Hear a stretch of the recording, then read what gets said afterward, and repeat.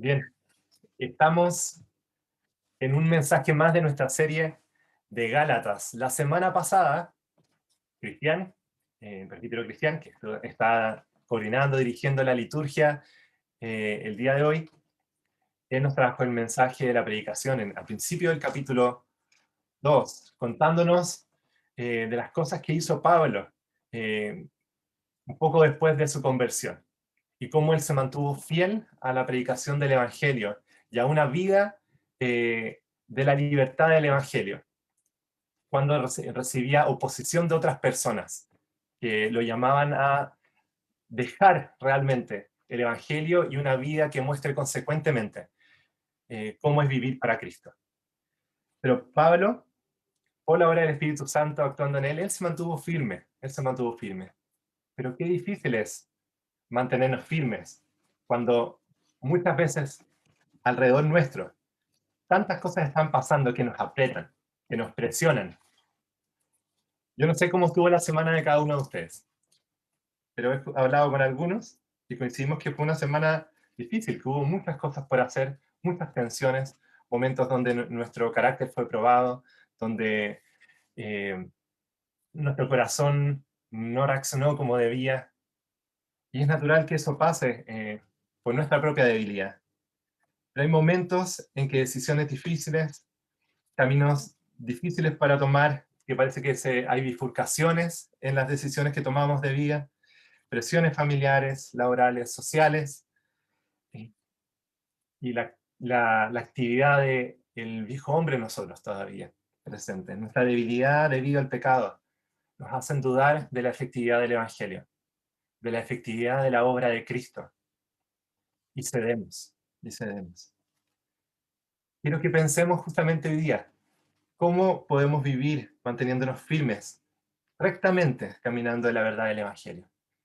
Y Pablo nos va a mostrar eso porque él está preocupado que la iglesia de Galacia lo tenga presente.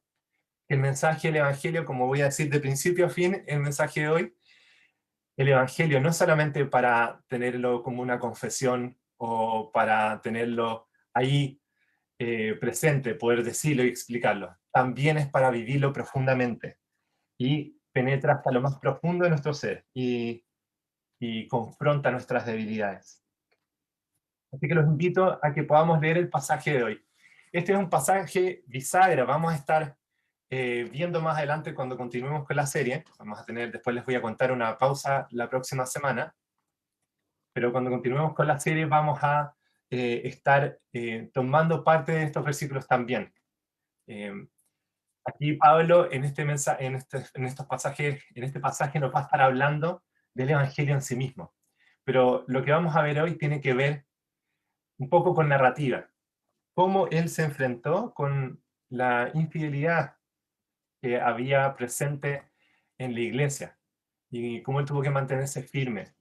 Y vamos a ver entonces eso en el texto de hoy. Les invito a que me acompañen entonces en la lectura. Vamos a ver cómo debemos andar en el Evangelio. Y lo vamos a ver en Gálatas 2, versículos 11 al 16. Voy a leer. Pero cuando Pedro vino a Antioquía, me opuse a él cara a cara, porque él era digno de ser censurado. Porque antes de venir, algunos de parte de Jacobo, él comía con los gentiles. Pero cuando aquellos vinieron, Pedro empezó a retraerse y a apartarse, porque temía a los de la circuncisión. Y el resto de los judíos se les unió en hipocresía, de tal manera que aún Bernabé fue arrastrado por la hipocresía de ellos. Pero cuando vi que no andaban con rectitud en cuanto a la verdad del Evangelio, dije a Pedro delante de todos, si tú, siendo judío, vives como los gentiles y no como los judíos, ¿por qué obligas a los gentiles a vivir como judíos? Nosotros somos judíos de nacimiento y no pecadores de entre los gentiles. Sin embargo, sabiendo que el hombre no es justificado por las obras de la ley, sino mediante la fe en Cristo Jesús, también nosotros hemos creído en Cristo Jesús, para que seamos justificados por la fe en Cristo, y no por las obras de la ley, puesto que por las obras de la ley nadie será justificado. Ese es el pasaje que vamos a estar viendo hoy. Y quiero mostrarles entonces cómo es que vamos a estar viendo esto de vivir realmente el Evangelio. Primeramente, con un ejemplo de cómo no debemos andar. ¿Qué es no andar en el Evangelio? No vivir o no conducirse la vida conforme al Evangelio.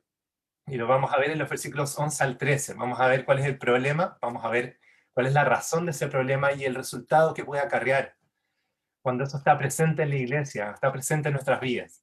Y luego de eso vamos a ver entonces cómo, en una situación donde el pecado todavía está presente, cómo entonces podemos andar en la verdad del Evangelio cuando nos toca confrontar la hipocresía y recordar el Evangelio.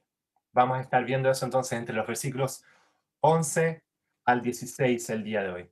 Y los invito entonces a que comencemos viendo este texto, meditando entonces en la palabra del Señor.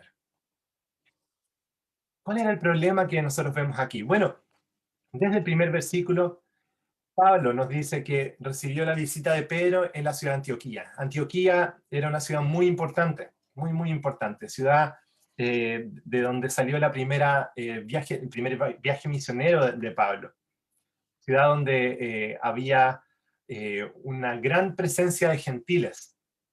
En el capítulo 13 de Hechos, nosotros podemos ver que en Antioquía había eh, cristianos de origen gentil de distintas partes. Da la sensación de que tenemos gente de Creta, gente griega, gente incluso de África, y que están ahí sirviendo al Señor y misionando, llevando el Evangelio de Cristo a todo el mundo gentil. Y Pedro va para allá. Y Pablo nos cuenta que en ese tiempo él se opuso cara a cara, de frente a Pedro. Pedro, que como ya se nos contó, había sido considerado uno de los pilares. Era de hecho del liderazgo de la iglesia. Cuando estuvo el primer concilio, como podemos ver en Hechos 15, Pedro era de los que presidieron el concilio, junto con Jacobo, que también es citado aquí, y como vimos hace unas semanas, a quienes Pablo había ido a visitar cuando estuvo por primera vez, luego de su conversión en Jerusalén. Así que Pedro era alguien muy importante y alguien que entendía que el Evangelio había llegado a los gentiles. Él había entendido eso, porque en Hechos 10 nosotros vemos que, movido por el Espíritu Santo, llevado, direccionado por él, va a la casa de un romano, que es Cornelio, y él, antes de ir para allá, tiene una visión de parte de Dios donde él le muestra que eh, no puede llamar impuro aquello que él mismo ha purificado. Y en medio de la predicación del Evangelio a Cornelio y su familia y todos los que estaban reunidos en su casa, viene el Espíritu Santo y como un sello entra en ellos. Y él entonces dice que Dios no hace acepción de personas. Hechos 10, versículo 34. Y él dice entonces, todo el que cree en él, en Jesucristo, recibe el perdón de los pecados. Hechos 10, 43. En el mensaje de Pedro estaba claro que el mensaje de salvación no era solamente para los judíos. Tal vez era para el judío primeramente, pero también para el griego, como nos dice Pablo en Romanos 1, versículos 16 y 17.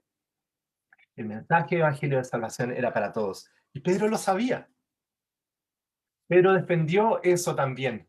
Cuando Pablo junto con Bernabé fueron a representar a la iglesia gentil en el concilio, ya citado aquí de Hechos 15, en Jerusalén.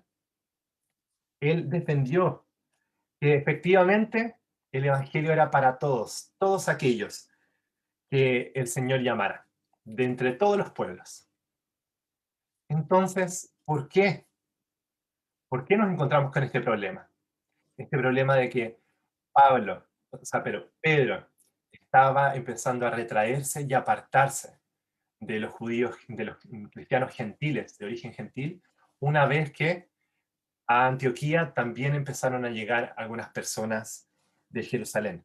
Eso lo sabemos porque en el versículo 12 se nos dice, porque antes de venir algunos de parte de Jacobo, él comía con los gentiles, pero cuando aquellos vinieron, Pedro empezó a retraerse y apartarse. Aquí tenemos que explicar algo muy importante. Jacobo justamente había presidido el concilio en Jerusalén. él, al igual que Pedro, al igual que Pablo, al igual que Bernabé y todos los otros apóstoles y ancianos que estaban en ese concilio, él estaba de acuerdo con que la salvación también era para los gentiles y de que no se les debía poner ningún yugo más allá de aquellas cosas que fueran para la buena vida y convivencia entre la iglesia gentil y la iglesia de origen judío. Entonces, cuando dicen que algunos venían de parte de Jacob, lo que tenemos que entender es que era un grupo que venía desde Jerusalén y que estaba yendo también a Antioquía. Un grupo, entonces, entendemos, de cristianos de origen judío. Y es que a pesar de que el concilio de Hechos 15 había realmente zanjado el problema, había dicho que tantos judíos como gentiles podían ser parte del pueblo de Dios ahora en Cristo Jesús, quien es nuestra paz, como nos dice Efesios 2, versículo 14, aún así, la iglesia todavía tenía que recibir esto. Y había mucha gente que todavía estaba dudando, desconocía, y lo importante era que el liderazgo se mantuviese claro en el mensaje y en las consecuencias del mensaje del Evangelio para la vida de la iglesia. Sin embargo, aquí nosotros vemos que Pedro empieza a cambiar su actitud. Mira lo interesante, es que Pablo dice que incluso Pedro, uno de los pilares, debía ser censurado por esto. ¿Qué queda para nosotros? Hay tanta gente por ahí, incluso en nuestras iglesias, que no les gusta ser censurada, que no les gusta ser corregida. Pero incluso Pedro, uno de los líderes de nuestra iglesia, él mostró su pecaminosidad y debía ser corregida. Qué bueno que era así. Así que cuando veamos la exhortación mutua, consideremos eso. Nosotros también necesitamos de la exhortación, al igual que Pedro, porque tenemos las mismas debilidades. Cuando Pedro toma esta actitud, vemos ahí que es algo progresivo. El versículo 12 nos dice que él empezó a retraerse y a apartarse. Algo que ya estaba en el corazón de Pedro, estaba ahí presente. Y si nosotros hurgueteamos, un poquito más, nos damos cuenta. Ya tenemos evidencia de eso, de que el problema estaba presente hace tiempo. La razón que vemos aquí es que él temía a los de la circuncisión. Cuando pensamos en Pedro negando a Cristo 3 veces, nos damos cuenta de que su corazón era temeroso. Pero aún así, aunque era temeroso de Dios, había también temor, no solamente a Dios, sino que temor también a los hombres. Una necesidad profunda de ser reconocido, una necesidad profunda de ser exaltado, de sentirse amado probablemente, de no sentirse reprobado. Y eso a veces va pesando y pesando en nuestro corazón, al igual que en el de Pedro. Este grupo de personas que estaba aquí no era gente necesariamente que estaba motivando la circuncisión, era solamente un grupo de personas que venía de origen judío. El problema no está siendo aquí eh, declarado como siendo algo externo a Pedro, sino profundamente interno al corazón de nuestro amado hermano Pedro, de aquel que era uno de los líderes de la iglesia. Pedro, en su corazón, estaba temiendo más a los hombres que a Dios. Estaba sacando conclusiones falsas al respecto de quién era él. Estaba sacando conclusiones falsas al respecto de cómo él era aceptado, cómo él era amado, cómo él era valorado en Cristo Jesús. Y sintió la necesidad de cuidarse a sí mismo y olvidó que el Señor lo está cuidando para que él ande en la verdad del Evangelio. ¿No les parece conocida esa historia? ¿No les parece que es algo que tal vez está tan presente cerca nuestro, tal vez muy dentro nuestro? Esta necesidad de cuidarnos a nosotros mismos, de velar por nosotros mismos. Hay tanto mensaje por ahí dando vuelta en redes sociales, en televisión, Si tú no luchas por tu propia felicidad, nadie te la dará. Si tú no luchas por tus sueños, si tú no te das por vencido y bla, bla, bla. Pero la iglesia tiene un Dios que cuida de ella, que es fiel a sus compromisos, que hizo un pacto con su pueblo, la iglesia tiene una cabeza y estuvo dispuesto a darlo todo por nosotros, Cristo Jesús. Así que el temor a los hombres, siendo algo que está tan presente, debe ser algo que confrontemos, porque puede traer consecuencias profundas.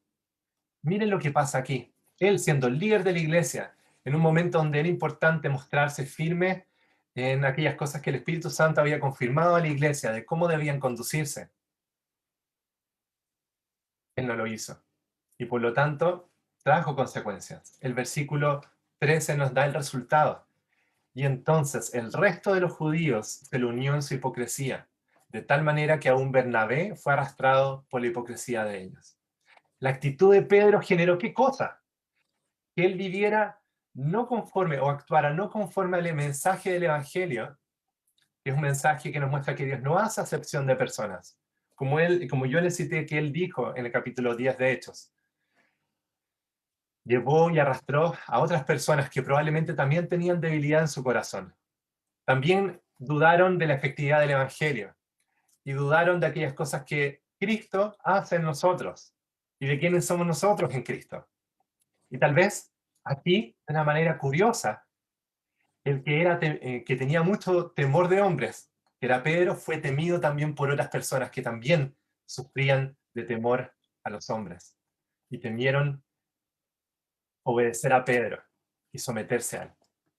Así que otros de origen judío, que eran parte de la iglesia de Antioquía, que disfrutaban con ellos, que los conocían a todos los gentiles y eran sus hermanos en la fe, empezaron a actuar de una forma contraria a la rectitud, contraria al mensaje de Cristo, e incluso Bernabé.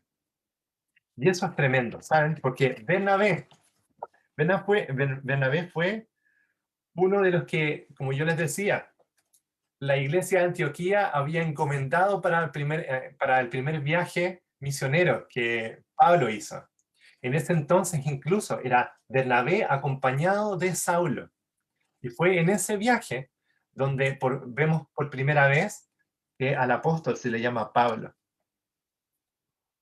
Y es muy increíble eso, porque era una iglesia que, como yo les contaba, estaba tan llena de gente gentil, era una iglesia cosmopolita, era una iglesia misionera, comprometida con llevar el evangelio a los gentiles. Y obviamente había cristianos de origen judío aquí también. Y Bernabé, conociendo eso, sabiendo eso, siendo uno de los que junto con Pablo habían defendido, llevado la postura eh, digamos, de la iglesia gentil al concilio de Hechos 15. Él también cayó en hipocresía, que es una palabra aquí clave, clave. Porque la idea de hipocresía era tener un papel en una obra griega, en una comedia griega. Un papel obviamente que es falso, es usar una careta, no es aquello que realmente es. Por lo tanto, normalmente es algo que se hace debido al miedo, debido a buscar una autojustificación. Y si nosotros vemos la razón por la cual Bernabé se empieza a asociar, empieza a comulgar con esta práctica de Pedro y de otros judíos, es justamente eso. Es hipocresía, es una actitud deshonesta, es tomar la falsedad y no andar rectamente en el mensaje de Cristo. ¿Y saben qué? Lo que pasa aquí con el pecado es justamente eso, cuando la iglesia del Señor empieza a andar no conforme a la verdad del Evangelio, se mete una cuña en la verdad. Y entonces otras personas, probablemente más débiles, menores, más nuevos en la fe, que todavía no han podido contemplar las profundidades del Evangelio y cómo cambia toda nuestra vida, empiezan poco a poco a ceder también en su manera de vivir y es arrastrada. ¿Cuán importante entonces es que en una situación como esta haya una represión pública? Que en una situación como esta haya una corrección, porque la verdad debía ser dicta en amor, pero con sinceridad y firmeza. Y esto es uno de esos momentos críticos en la iglesia. Es impresionante que se nos aparezca aquí.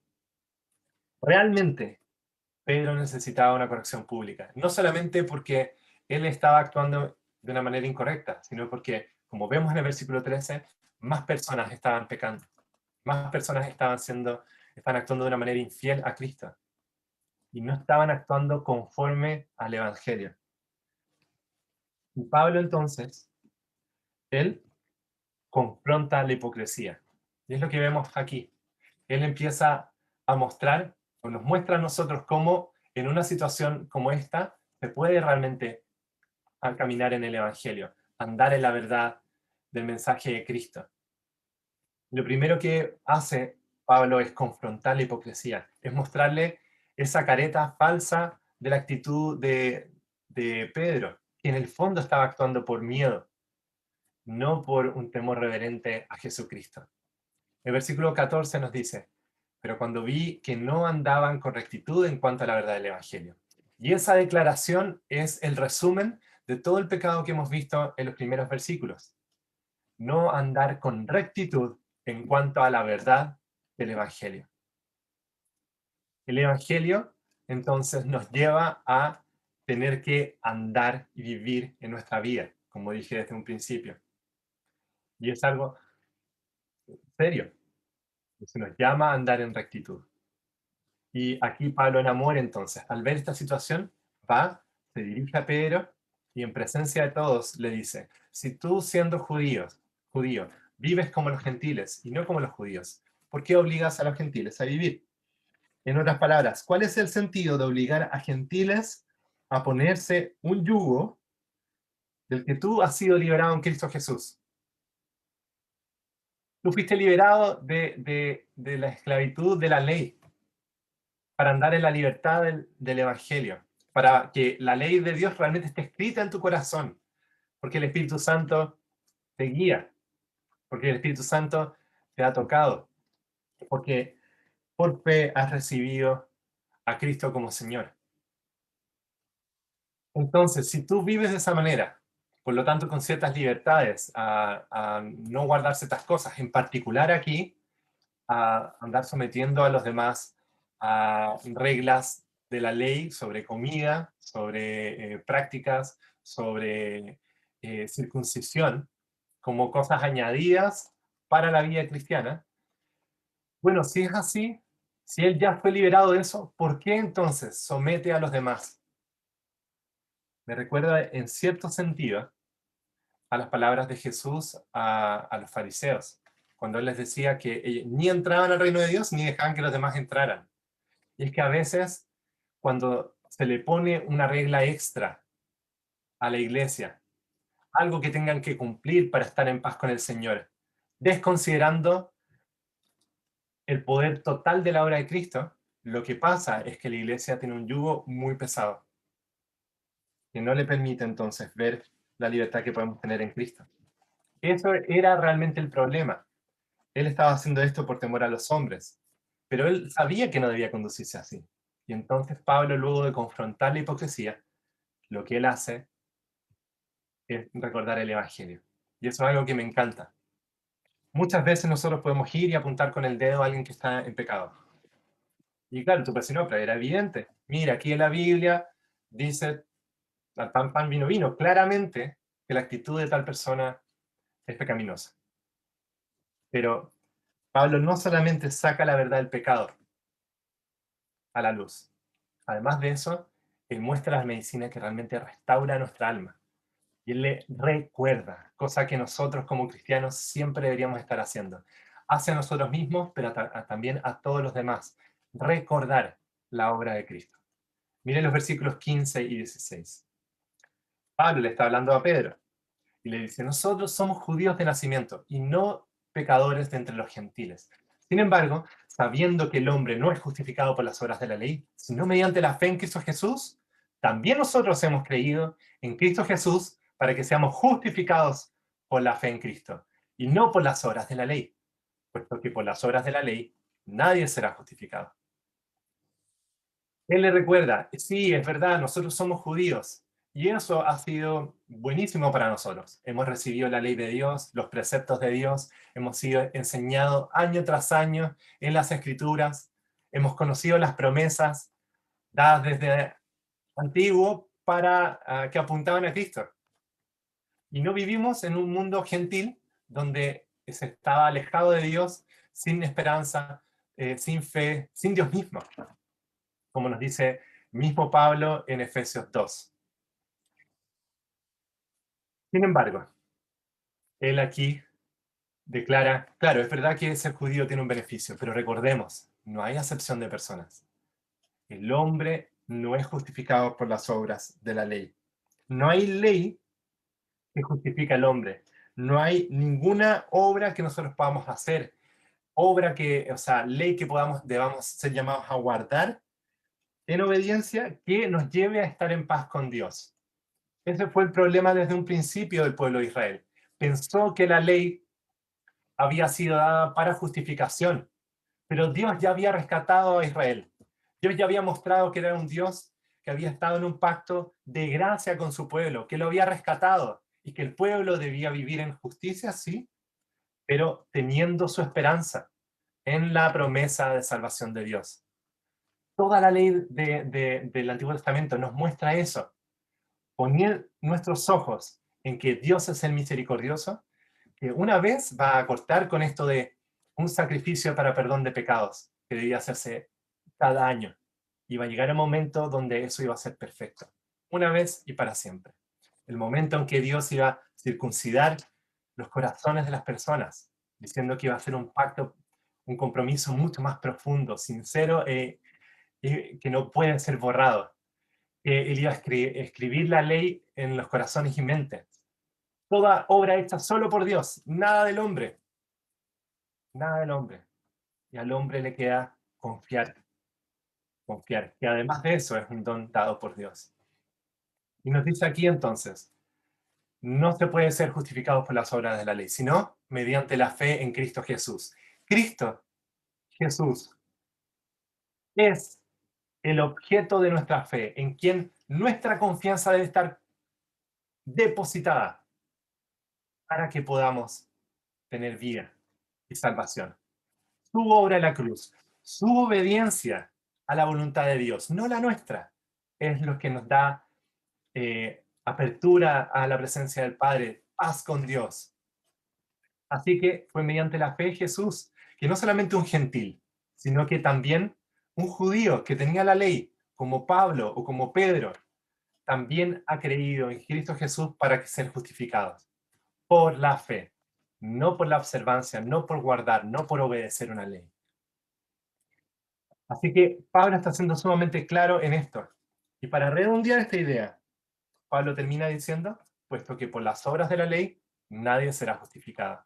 La única forma, el único camino, la única vía para salvación del ser humano, del hombre, es confiar en la obra de Cristo Jesús, la obra de nuestro Señor. Ninguna otra cosa, nada más.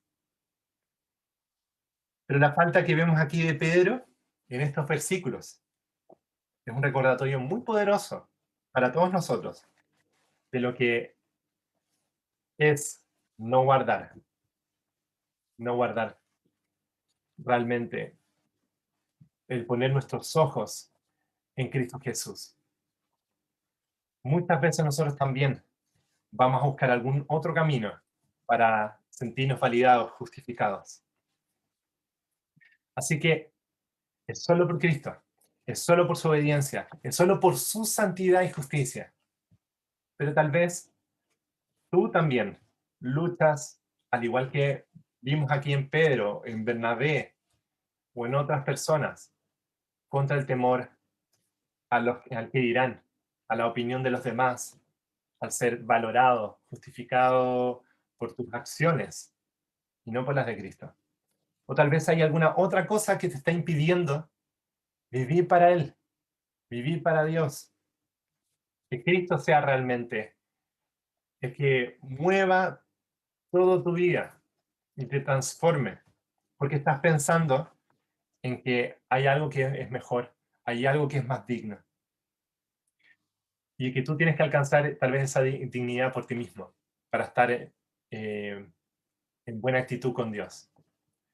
Pero déjame decirte que no importa si en este momento todavía no eres cristiano, si esta es tal vez la primera vez que escuchas el mensaje de Cristo, o si lo has escuchado por muchos años ya. En ti mismo sigues siendo indigno.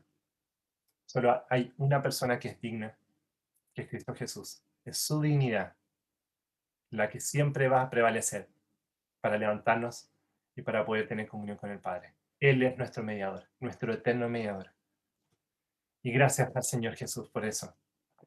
Quiero que pensemos en dos cosas que tenemos que tener muy presentes cuando andamos realmente en la verdad del Evangelio. La primera es, como yo les dije desde un principio, que el Evangelio trae consecuencias para nuestra vida. Entonces, primeramente, no es suficiente tener una confesión, ¿sí? Tener un credo de fe que sea saludable, como el que tenemos en nuestra iglesia, conforme a las Escrituras, y que tú digas, ya, yo acepto esto.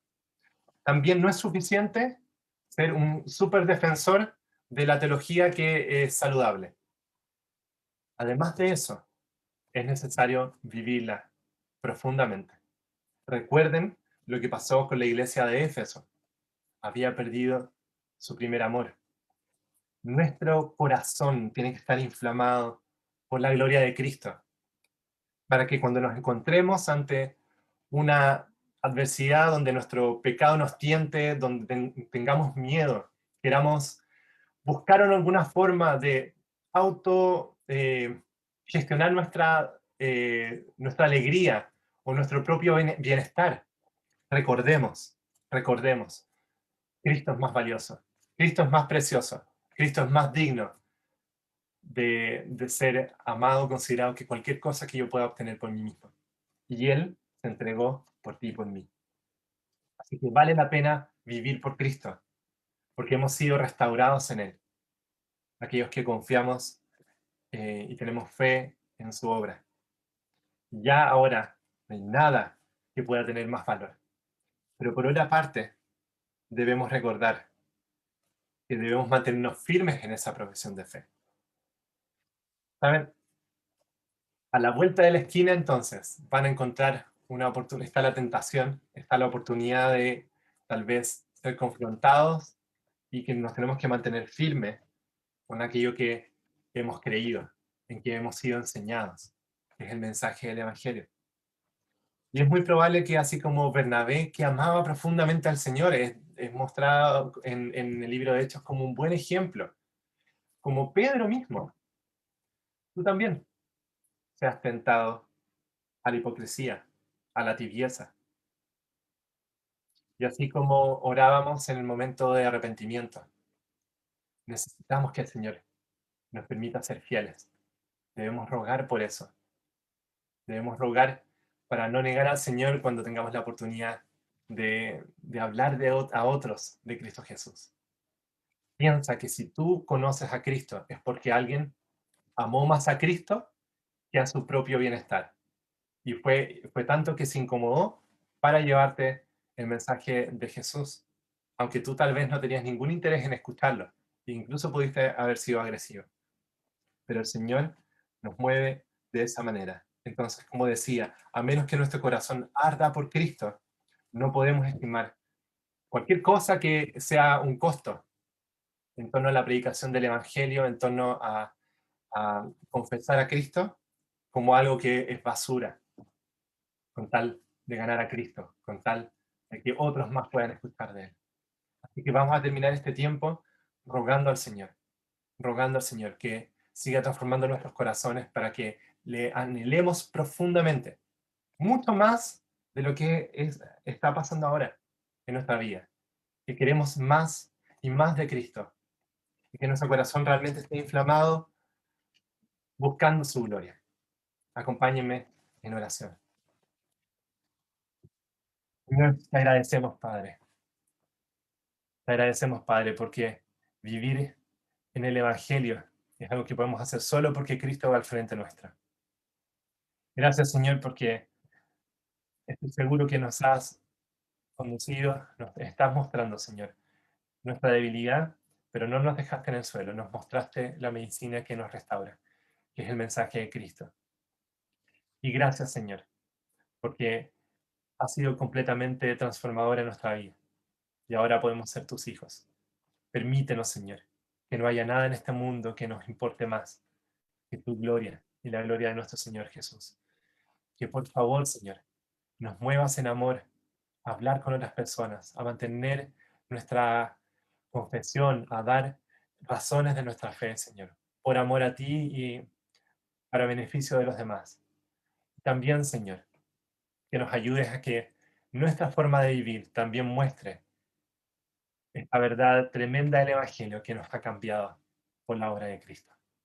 Señor, remece a tu iglesia Cristo Rey, remece a la IPA, Señor, y a toda tu iglesia de este país, Señor, para que seamos fieles a ti. Por favor, Señor, sabemos que tú tienes el poder para seguir transformándonos, Señor. Te pido, Padre, lo sigas haciendo. Que esta semana, Señor, sea una semana donde podamos realmente ser fieles testigos tuyos.